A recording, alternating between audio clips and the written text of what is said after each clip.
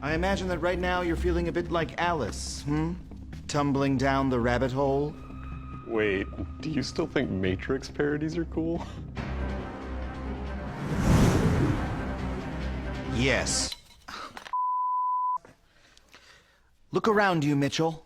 This is the free internet. We do everything here. We connect with friends on Facebook, search for information on Google, and all of it's free. Yeah, free. Wait, actually, how do these sites make money? I'll tell you, but you may not like where the rabbit hole goes. So, do I choose a pill or? Oh, no, these are my allergy medications. This one's for pollen, and this one's for lactose.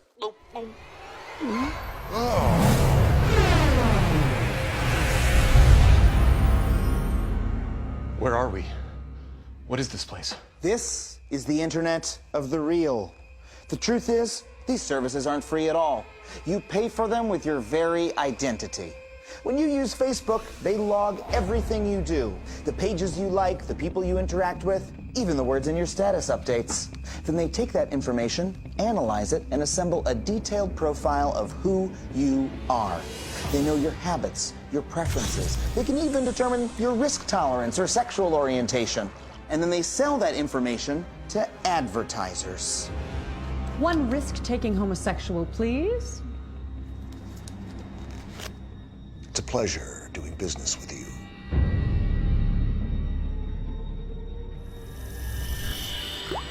Wait, how do they know? I'm not even out at work yet. Hey, I didn't know you were gay. And so adventurous. That's not a hypothetical. This actually happened to a woman in Tampa. That is problematic, but come on, we all know they're showing us ads. Yeah, but we don't know how deep Facebook's tentacles really go. They actually record which ads we see, then partner with firms that monitor what we do in the real world. Jacob liked the page Bacon is Bay last week. We showed him an ad for your double bacon heart attack burger.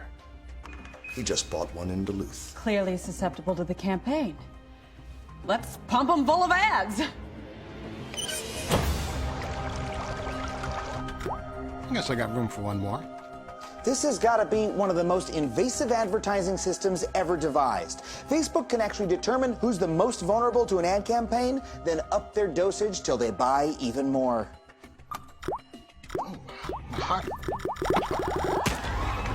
Well, I'll simply delete my Facebook account. I'm gonna miss those ex-girlfriend pictures, but it's worth it not to be tracked, right? Sure, you can quit Facebook, but good luck escaping Google.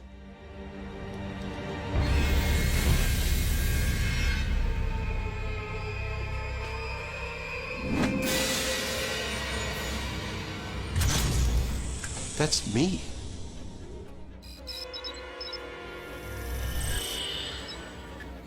But I'm not even on Google. I'm on a private website.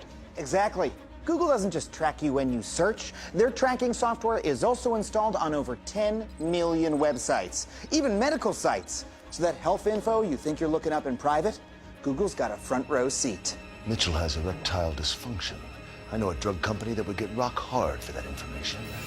And that's not all. Every time you write a Gmail, watch a YouTube video, or use Google Maps, Google collects data about you. God, no. We don't even know the full extent of what Facebook and Google store or what they do with it. All we know is that they're collecting our data on an unprecedented scale and making billions off of it. That's their real business model.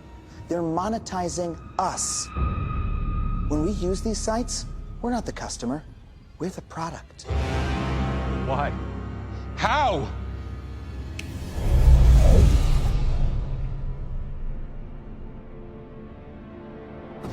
Hello, Mitchell. I've been waiting for you. Now you're parodying the second Matrix movie? What? It's the best one. Mitchell, this is Ethan Zuckerman. He's the director of the MIT Center for Civic Media. Mitchell, the fact that the sites are free is the problem. When the web was created, we, the users, decided we would rather have free stuff than pay money for the services we used. As a result, the websites have had to sell ads to make money. They target ads to us based on our preferences and our behavior online. And that means we're under constant surveillance in exchange for these services that we get for free.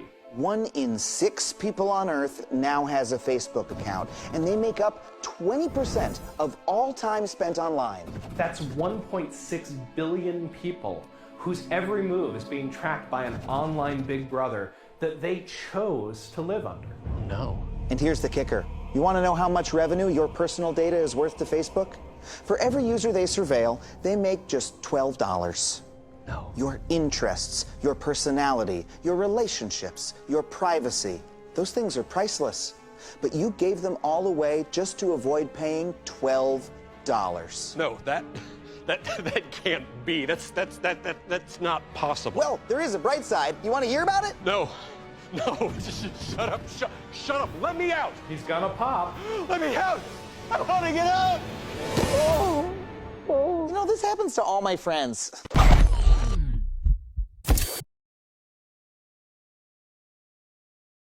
Everything you wanted to know about data mining, but were afraid to ask a guide to what data mining is, how it works, and why it's important. Polishman_615.jpg Big data is everywhere we look these days. Businesses are falling all over themselves to hire data scientists. Privacy advocates are concerned about personal data and control, and technologists and entrepreneurs scramble to find new ways to collect, control and monetize data. We know that data is powerful and valuable. But how? This article is an attempt to explain how data mining works and why you should care about it. Because when we think about how our data is being used, it is crucial to understand the power of this practice. Without data mining, when you give someone access to information about you, all they know is what you have told them. With data mining, they know what you have told them and can guess a great deal more. Put another way, data mining allows companies and governments to use the information you provide to reveal more than you think. Data mining allows companies and governments to use the information you provide to reveal more than you think. To most of us, data mining goes something like this. Tons of data is collected, then quant wizards work their arcane magic, and then they know all of this amazing stuff. But, how? And what types of things can they know? Here is the truth. Despite the fact that the specific technical functioning of data mining algorithms is quite complex, they are a black box unless you are a professional statistician or computer scientist. The uses and capabilities of these approaches are, in fact, quite comprehensible and intuitive. For the most part, data mining tells us about very large and complex data sets, the kinds of information that would be readily apparent about small and simple things. For example, it can tell us that one of these things is not like the other, a la Sesame Street, or it can show us categories and then sort things into predetermined categories. But what's simple with 5 data points is not so simple with 5 billion data points. And these days, there's always more data. We gather far more of it than we can digest. Nearly every transaction or interaction leaves a data signature that someone somewhere is capturing and storing. This is, of course, true on the internet. But, ubiquitous computing and digitization has made it increasingly true about our lives away from our computers. Do we still have those? The sheer scale of this data has far exceeded human sense-making capabilities. At these scales, patterns are often too subtle and relationships too complex or multidimensional to observe by simply looking at the data. Data mining is a means of automating this process to detect interpretable patterns. It helps us see the forest without getting lost in the trees. Discovering information from data takes 2 major forms: description and prediction. At the scale we are talking about, it is hard to know what the data shows. Data mining is used to simplify and summarize the data in a manner that we can understand, and then allow us to infer things about specific cases based on the patterns we have observed.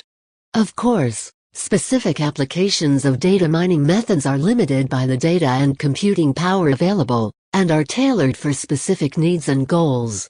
However, there are several main types of pattern detection that are commonly used. These general forms illustrate what data mining can do. Anomaly detection. In a large data set, it is possible to get a picture of what the data tends to look like in a typical case. Statistics can be used to determine if something is notably different from this pattern. For instance, the IRS could model typical tax returns and use anomaly detection to identify specific returns that differ from this for review and audit.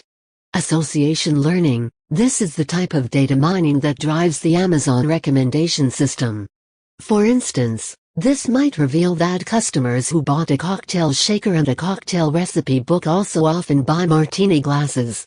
These types of findings are often used for targeting coupons/deals or advertising. Similarly, this form of data mining, albeit a quite complex version, is behind Netflix movie recommendations. Cluster detection. One type of pattern recognition that is particularly useful is recognizing distinct clusters or subcategories within the data. Without data mining, an analyst would have to look at the data and decide on a set of categories which they believe captures the relevant distinctions between apparent groups in the data. This would risk missing important categories. With data mining, it is possible to let the data itself determine the groups. This is one of the black box type of algorithms that are hard to understand. But in a simple example, again with purchasing behavior, we can imagine that the purchasing habits of different hobbyists would look quite different from each other. Gardeners, fishermen and model airplane enthusiasts would all be quite distinct. Machine learning algorithms can detect all of the different subgroups within a dataset that differ significantly from each other. Classification. If an existing structure is already known, data mining can be used to classify new cases into these predetermined categories. Learning from a large set of pre-classified examples, algorithms can detect persistent systemic differences between items in each group and apply these rules to new classification problems. Spam filters are a great example of this. Large sets of emails that have been identified as spam have enabled filters to notice differences in word usage between legitimate and spam messages, and classify incoming messages according to these rules with a high degree of accuracy. Regression. Data mining can be used to construct predictive models based on many variables.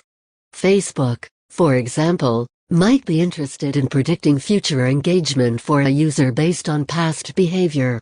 Factors like the amount of personal information shared, number of photos tagged, friend requests initiated or accepted, comments, likes, etc. could all be included in such a model. Over time, this model could be honed to include or weight things differently as Facebook compares how the predictions differ from observed behavior. Ultimately, these findings could be used to guide design in order to encourage more of the behaviors that seem to lead to increased engagement over time. The patterns detected and structures revealed by the descriptive data mining are then often applied to predict other aspects of the data. Amazon offers a useful example of how descriptive findings are used for prediction. The hypothetical association between cocktail shaker and martini glass purchases, for instance, could be used, along with many other similar associations, as part of a model predicting the likelihood that a particular user will make a particular purchase. This model could match all such associations with a user's purchasing history, and predict which products they are most likely to purchase. Amazon can then serve ads based on what that user is most likely to buy. Data mining, in this way, can grant immense inferential power. If an algorithm can correctly classify a case into known category based on limited data, it is possible to estimate a wide range of other information about that case based on the properties of all the other cases in that category. This may sound dry, but it is how most successful internet companies make their money and from where they draw their power.